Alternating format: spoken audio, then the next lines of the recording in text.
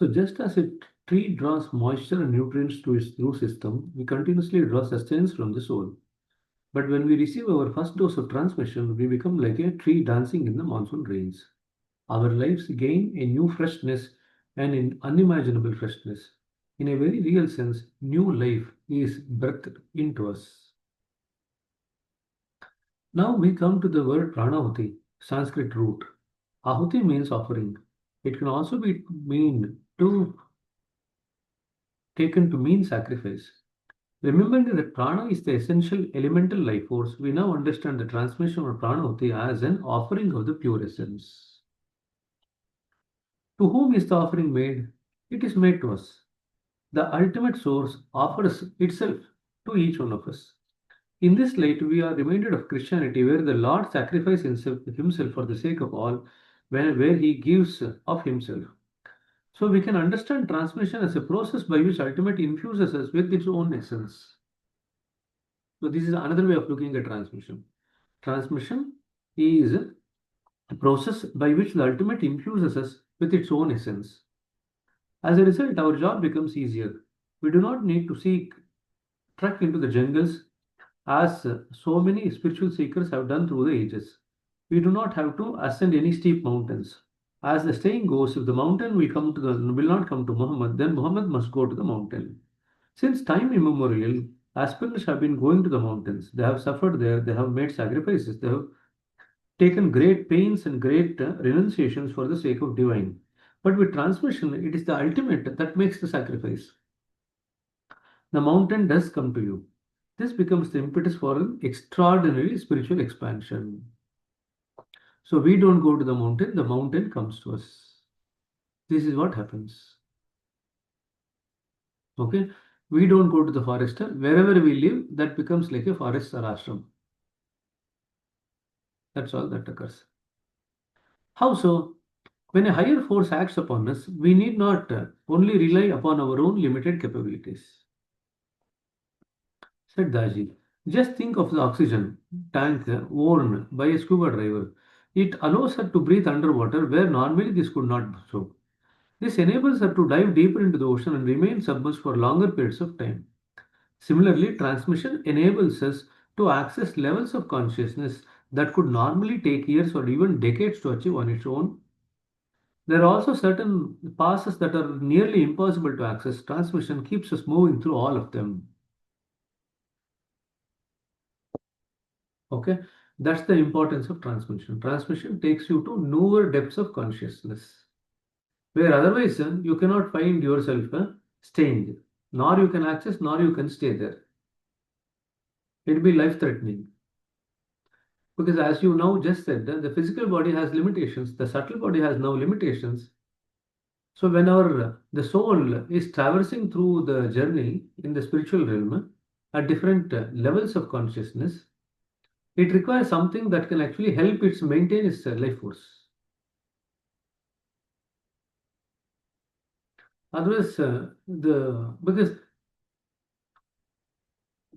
yeah, like a scuba diver, there might be oxygen there, but our body might not be capable of absorbing this oxygen and being alive at that level. There is so much pressure when you go deeper into water that you cannot tolerate that pressure. You feel like coming out. Likewise, as we go into higher levels of consciousness, we cannot tolerate our stay there because we are not subtle. This is like a Trishanku Swarga. Have you heard of Trishanku Swarga? Trishanku was a king. He has one idea to which his mind is fixed. He wants to go to Swarga with his body intact. He does not want to shed the body. His argument is simple. If during the course of my entire life it was my body which actually helped me to perform all the rituals, the sacrifices, then ideally this body also should be taken into the Swarga. Why should this body be shed then? So he is insisting. So everyone laughs at his idea. and says that they cannot do it. He cannot go to Swarga with his physical body intact. Ultimately, he goes to Vashishta. Vashishta's son also scolds him and sends him. Vashishta says it's not possible. He goes to Vishwamitra. Then Vishwamitra says, why is it not possible? I will use my tapashakti and send you to Swarga. So Vishwamitra performs special sacrifices, and then with the help of his power, spiritual powers that he had accumulated by meditation, he sends Trishanku to Swarga. At the door of Swarga, entry of Swarga, Trishanku is not allowed in because he carries the impurities of the physical body, which that realm of existence does not allow to be carried. I'm just giving you a very physical example for levels of consciousness. So he's thrown out again. He starts falling from the sky. Then Vishwamitra, with his powers, actually stabilizes him there, somewhere in between the Swarga and Bhumi, between the earth and the heaven. He stabilizes him somewhere in between. Then he creates a new Swarga, new heaven for him. And that is called as Trishanku Swarga. Trishanku Swarga is neither the true Swarga nor earth. It's somewhere in between. Then the story goes on that normally in Swarga you're supposed to enjoy so many things, the nectar, the apsaras, so many other things. You need to rule. This fellow is left all alone in the Trishanku Swarga. He complains to Vishwamitra, what's the point of me staying in this Swarga? Nobody is there with me.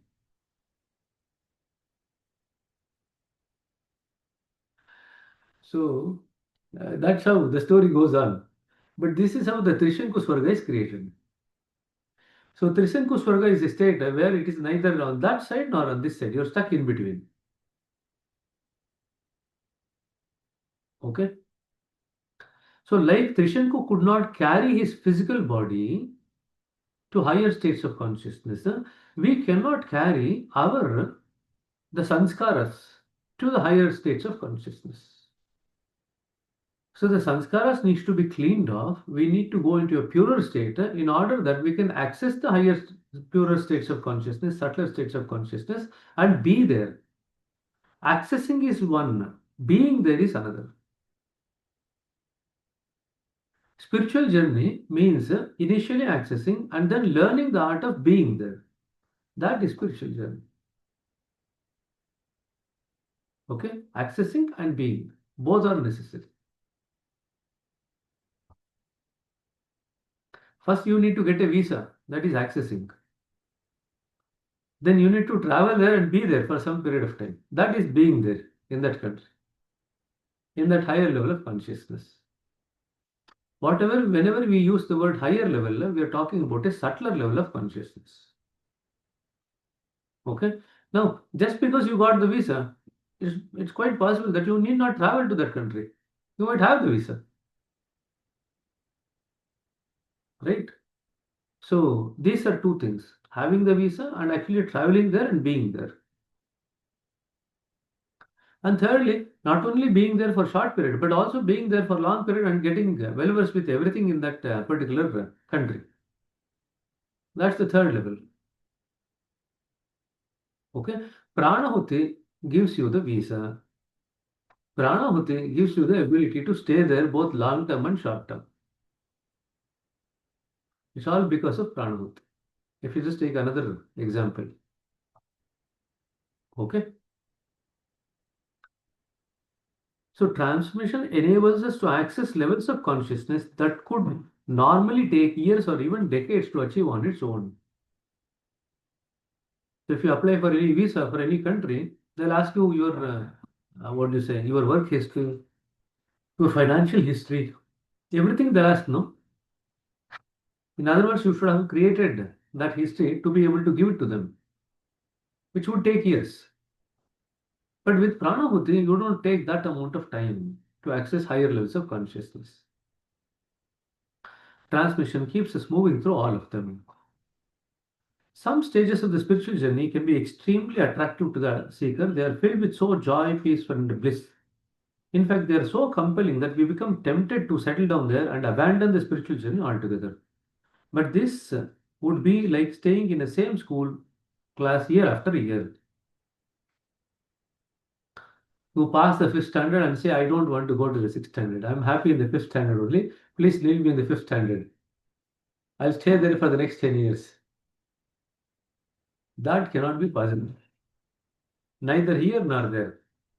There would be no evolution. Sadly, many seekers love this their way like this. Transmission will never allow for this, however.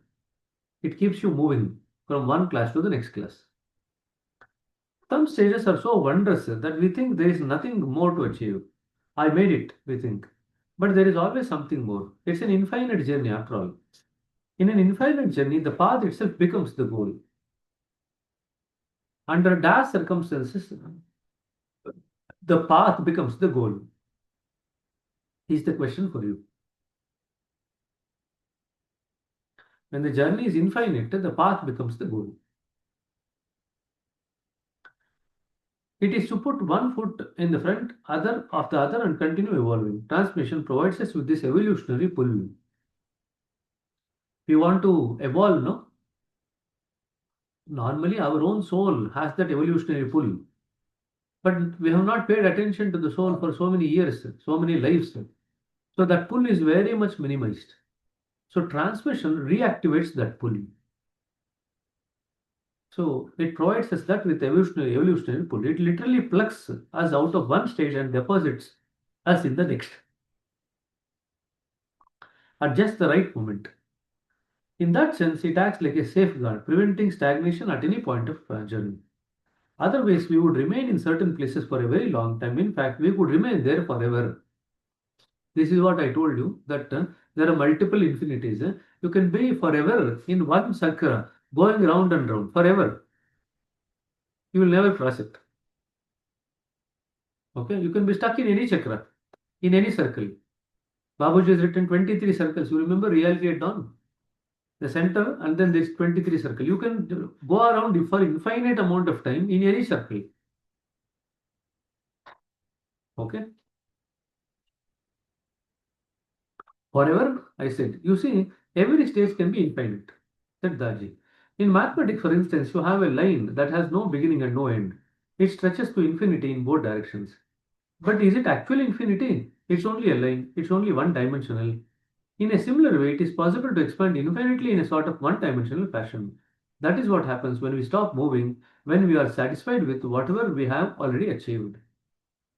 This tends to occur when we don't have alignment to the goal, craving for the goal.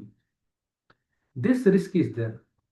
So if you were to ask one simple solution for this risk, how to avoid this risk of getting stuck at any particular chakra infinitely, what can you do as an abhyasi? As an abhyasi, you need to develop good amount of craving, intense craving for the goal, for the center. That's how you prevent yourself from getting stagnated or permanently in a particular level of consciousness. When you are intensely craving for the center, you cannot stagnate in any level of consciousness. The pranahuti will help you keep moving in that direction.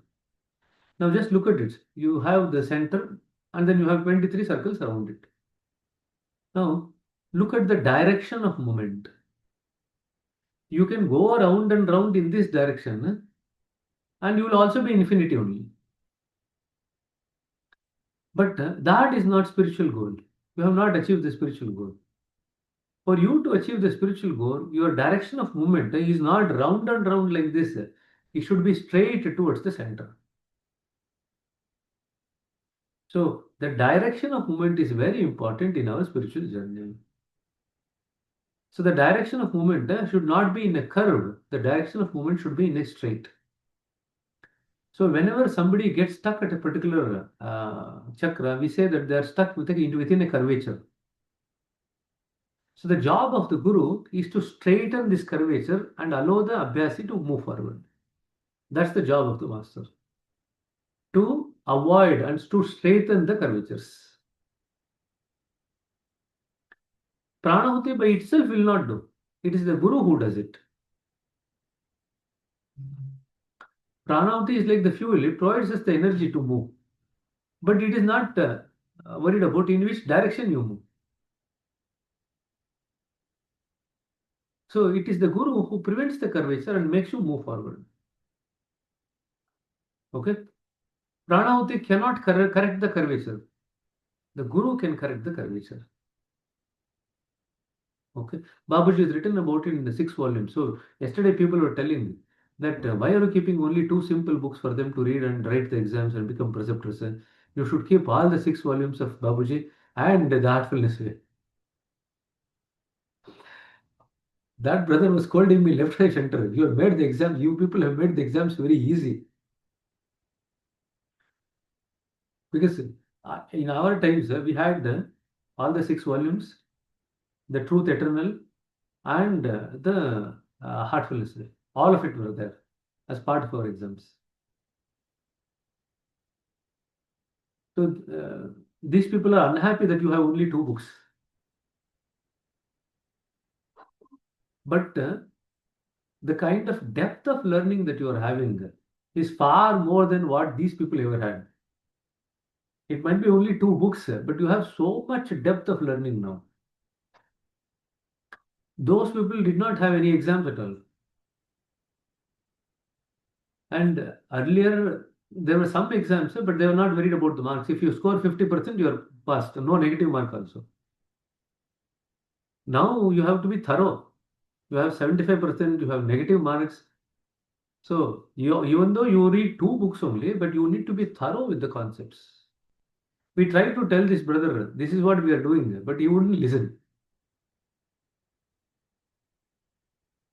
So then we gave up. So now the focus is on making the concepts thorough. See, for example, whatever we just spoke about now, about formation of the curvatures and you infinitely going around in the curvatures. This is there in one of the higher volumes of Babaji. But although it is not there for you for the exams, but we are still talking about it, you are still learning about it.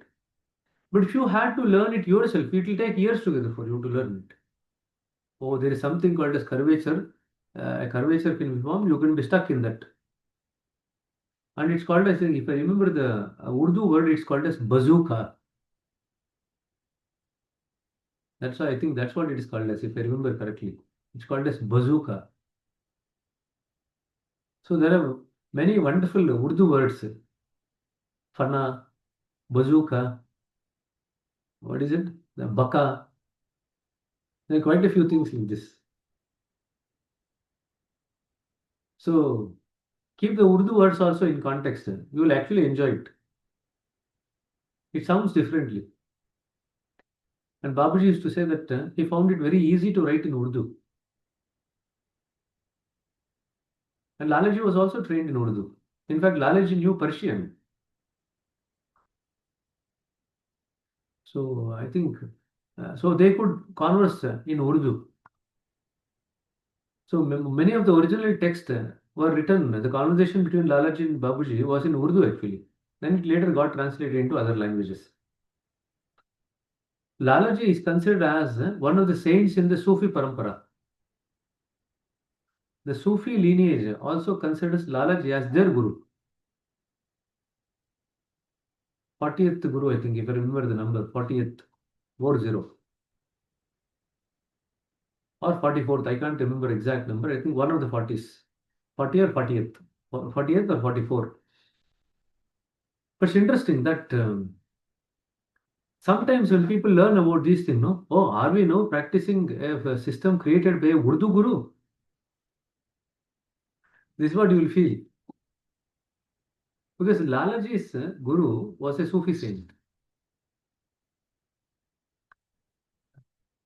And Lalaji was such kind of a disciple that he achieved perfection in 7 months. In human history, nobody has achieved perfection in 7 months. Okay. Then that is what enabled Lalaji to further undertake research in spiritual field and bring about this system along with Babuji. He prepares Babuji in such a way that the Babuji excels Lalaji also. So the role reverses in the end. The funny part is, Babuji says to Lalaji, "You are my Guru." Lalaji says to Babuji, "You are my Guru." So then you are last, who is Guru of whom? So that's the funny part in the end. So Lalaji is even offered a chance by the center itself for initiation. You know Diksha? There's something called as Diksha, where you promise something to somebody. That is Diksha, initiation. So the ultimate offers initiation to Lalaji.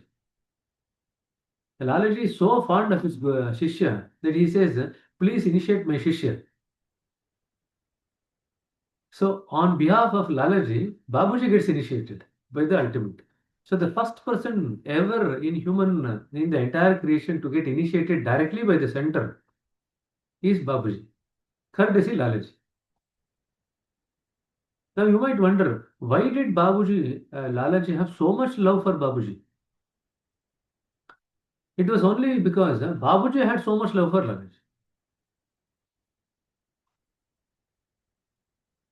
So if you read 44 Whispers, multiple times Lalaji says so. I've given you whatever I had. I don't know what else to give you.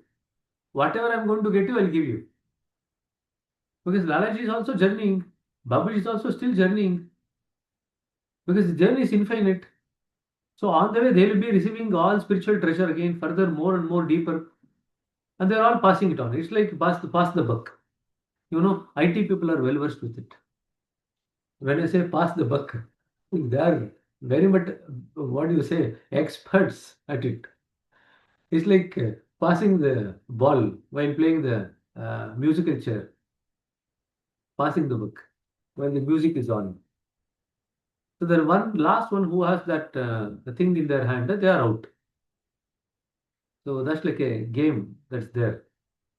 So this is also something like that. You keep passing.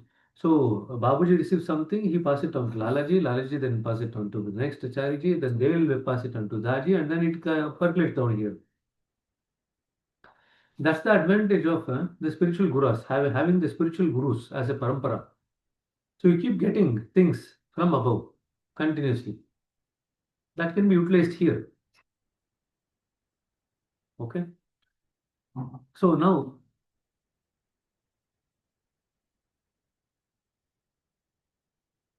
what effect would stagnation have upon us? I asked.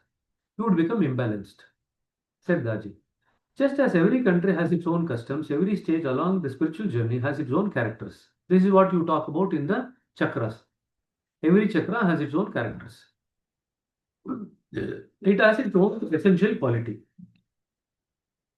The longer we stay at any juncture, the more we absorb its essential quality to ourselves. It is good to stay in a stage for some time and absorb its essence, but only to a certain extent. If we were to stay there for a long time, our growth becomes lopsided, so to speak. It will be like going to school and learning one subject. What use it if you cannot do astrophysics but don't know how to read? So even when we stagnate, we still growing. We are still growing.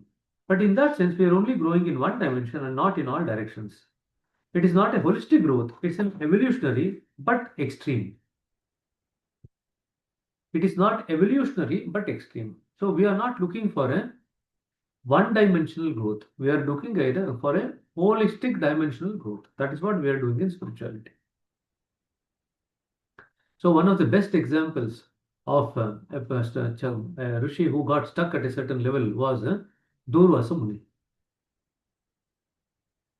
Durvasa Muni got stuck at a particular chakra, and he absorbed so much power in that particular chakra that the moment he would open his mouth, everybody will cry. Nobody could tolerate his power. So Durvasa Muni absorbed the power in the Parabrahmanda only. He had got liberation, but the trouble was that he could not tolerate, or he could not move beyond a particular point. He absorbed the power at that particular point so much that at the wink of an eye, people used to tremble if Durvasa Muni is coming.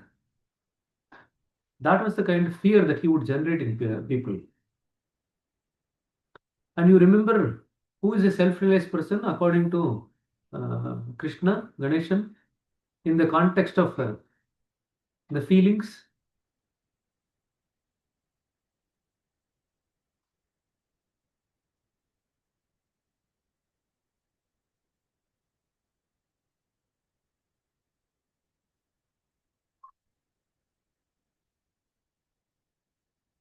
Ganeshan is thinking, suddenly I was flowing. This fellow suddenly put me on the spot. No idea, brother. Huh. One who would not be fearful of anything, one who would not elicit fear in anybody, that person is said to be realized. This is one of the slokas in Bhagavad Gita. Just have a look at it. Okay? So, so growth can be possible, but in that way, it will be a one-dimensional growth. What we are looking for is a holistic growth in spirituality. Please keep that in mind. Okay? So transmission prevents this from happening, I said. Yes, said Daji. It keeps us moving under all circumstances. It also accelerates our journey. Without transmission, you would have to work extremely hard and for a very long time in order to move from one state to the next stage. That is why the spiritual journey is traditionally thought to be so long and arduous. In the mythological lore of India, you find stories of people meditating for thousands of years. If you believe those stories, you will feel like starting. Would you feel like starting the journey? Yet many do. Spiritual history is replete with tales of sincere aspirants who retreat to forests, caves, and mountain tops where they put themselves through extreme austerities, all for the sake of spiritual illumination. In India, it is wholly accepted that one must undergo hardship in order to attain the highest states. I once thought the same. As a teenager, I was inspired by Ramakrishna Paramahamsa and his disciple Swami Vivekananda. In the late 19th century, Swami Vivekananda traversed the entire country of India largely on foot, spreading his message, inspiring message wherever he went. Well, in May 1976, when I was 19 years old, I decided to follow in Vivekananda's footsteps and left home to be a wandering monk, a sannyasi, as we call them in India. But unlike Vivekananda, I had no message. I was still searching for spiritual awakening, so I was purely a seeker. On the banks of river Narmada in Gujarat, I encountered a band of sannyasis on the veranda of an old temple. I knew nothing about their way of life. I noticed an old man with matted hair who seemed to be their leader. His life of austerities had made him thin and frail. Eventually, he called me and asked, what am I doing there? I told him that I sought something beyond what the world could promise. You will find God, he said, but not like this. The old sannyasi was straightforward and sincere. He poured his heart out on to me. In fact, he was filled with regret for taking this path in life. He told me how he had left his home as a young man. He hadn't informed anyone. Nobody knew what happened to him. He just disappeared. I never saw my family again, he said. My wife, I don't know what happened to her. I don't know what becomes of my children. He was haunted by all this. He had also become disillusioned with his path. After years of wandering and begging for alms, his spiritual goal still eluded him. His search was genuine but misdirected, you see, and he knew he had gone the wrong way. In fact, he had considered home, returning home decades earlier, but he could not face his family. I can still hear his parting words. You will not find God like this. How long did you live like this? I asked. About 6 hours. Hearing this, I burst into laughter. I had assumed that Daji had spent at least weeks or months wandering around India. When did you first experience transmission? I asked. So it's a wonderful conversation. So you escape from the house and then you come back in 6 hours. You packed your house. It's like the moment you feel hungry, come back home. You can go around anywhere, but the moment you are hungry, you'll come back home. Nowadays, if you have money in the pocket, you will eat somewhere and then still they stay there. But if you don't have money, what will you do? You'll come back home, right? So, when did you first experience transmission? On August 12th, 1976. At the time, I was living in a hostel at my pharmacy college. Sometimes I would try to meditate, but I did not really know how to do it. I would sit on my bed and try to think profound thoughts. One of my fellow students observed me doing this over a period of time and said, "Hey Kamlesh, why don't you let me take you to someone who can teach you how to meditate properly?" He put it very crudely, actually. I know a chick that can put you in a trance. That is what the friend said. When he took me to meet her, the chick turned out to be an elderly woman. And trance, it was samadhi, the eighth step of Patanjali Yoga Sutra. Often people think samadhi to be an extremely high attainment that takes many years to achieve. But with transmission, it comes immediately. It came immediately. I remember how warmly this woman welcomed me when I arrived at her home. When she asked why I had come, I related my earlier experience with the sannyasis. He said, "It is true that God is in the jungles and mountains where those monks seek or roam. The divine is everywhere. But if God is everywhere, He is within you also, inside you also. In that case, why not seek Him? Why do you seek Him in any other place? So you can seek Him inside you only." I was struck by this statement. She invited me to meditate along with her, and in this meditation, I received the transmission for the first time. That experience just finished me off. Never before had I experienced anything like it. I was so impressed. Then she impressed me again. After the meditation was finished, she had tears in her eyes. She was so grateful that I had come to meet her. Imagine the trainer being grateful to the student. It occurred to me that I had never witnessed such humility before. I had the same thought all over again when I first met Babuji, who was her guru as well. Now, how could a novice like myself have been able to have this kind of experience in the very first meditation? It was only due to transmission. Without transmission, we struggle to master even our everyday mundane consciousness. I have met many seasoned meditators who still have difficulty with meditation even after years of practice. My wish for them is that they experience transmission at least once in their lives. That is what allows them to transcend the mundane consciousness. Our consciousness gets an upgrade, you see, it becomes divinized. Then Daji laughed. Of course, now you have to learn to handle your divinized consciousness. That's another story. So, getting the consciousness divinized is one part of the story. Then, learning to handle the divinized consciousness is the next part of the story. He is not spoken about it in this book. Okay?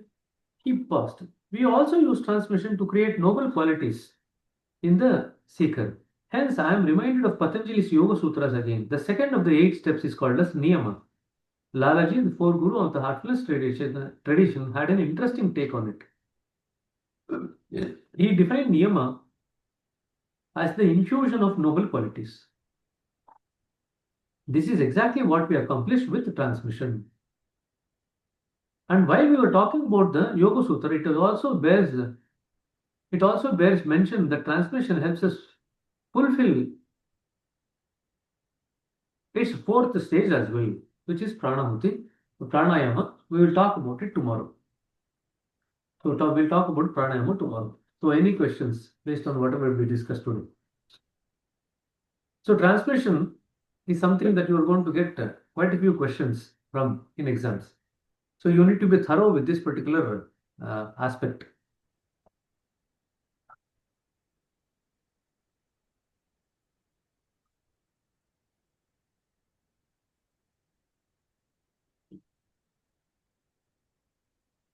No Brother, question? you mentioned, yeah, if you remember, initially I asked this question, like, can we, reach center in one life? And now, just now we read it as like, Lalaji, Babuji, they're still, traveling the journey. So In fact, I asked the question based on that only. Can this be now also, can this be achieved in this life? Nobody can enter the center. But when we say that they are actually still journeying, they are aligning more and more closer to the center. This is exactly what Lalaji talked about. There is no union per se. By the time you achieve union, you go beyond union. This is what you remember. One of the sessions I told you to ponder on this. We read about it. That yoga means union, but in love, we transcend the union. We go beyond the union. That's exactly what happens in the center. After going through the seven rings of splendor, you enter into the infinite ocean and then you travel your journey towards the center. What happens there? You start imbibing the qualities of the center.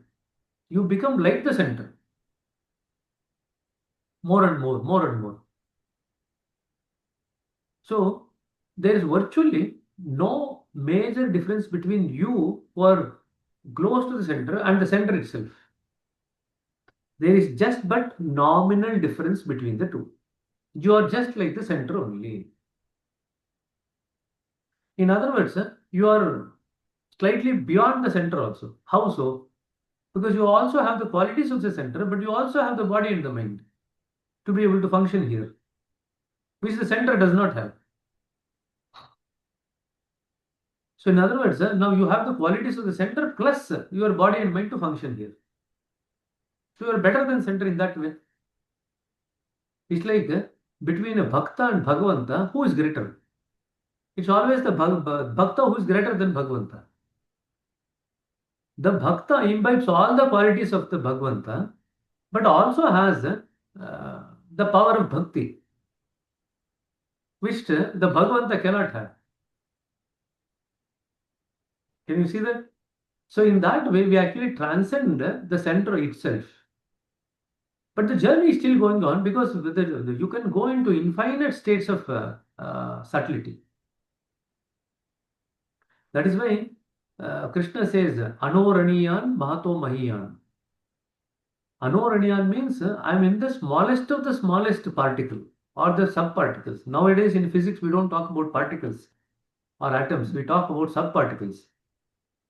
Boson, quarks, antiquark. I don't know whether you people read about it. So it's very interesting when you read the fundamental physics now. It's way beyond what we used to read. We used to read about molecule, the atom, then the proton, neutron, electron. Now they no longer read about all those things. They talk about different denominations. So very similarly in spirituality also, we get the concept of particle science. We work with particles in spirituality. And that's for another day. We will talk about it once you people pass the exams and train yourselves to be preceptors. We'll talk about it. There is a lot to learn. You are just now scratching.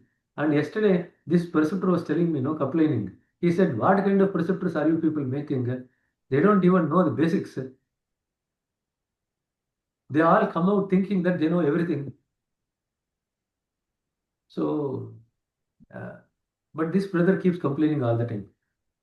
So, not to worry. It's okay. We'll try to tell him and pacify with certain things. Otherwise, we'll say, okay, okay, that's it. It's okay. So the point is,